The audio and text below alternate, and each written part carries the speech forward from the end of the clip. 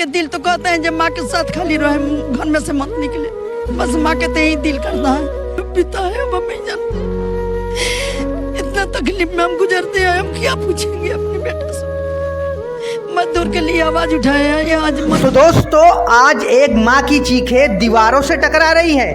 उस बेटे के लिए जो हमेशा दूसरों के लिए लड़ाई लड़ता था, जो हर गरीब हर मजलूम की आवाज बनता था, आज वो खुद एक अस्पताल के बिस्तर पर पड़ा है, चुपचाप लहूलुहान और टूटे हुए सपनों के साथ। दोस्तों, माँ कहती है कि मेरा बेटा गलत नहीं था, उसने किसी का बुरा नहीं किया, तो फिर आज उसे ऐसी हालात पर क्यों पहुंचाया गया? दोस्तों, माँ की आंखों में आंसू नहीं, आज इंसाफ की प्यास है। उसके आवाज में उम्मीद की एक लौ है कि शायद कोई उसकी आवाज सुने, शायद कोई उसके बेटे के लिए खड़ा हो जाए। आज अगर हम खामोश रहे तो कल हमारी आवाज भी कोई नहीं सुनेगा।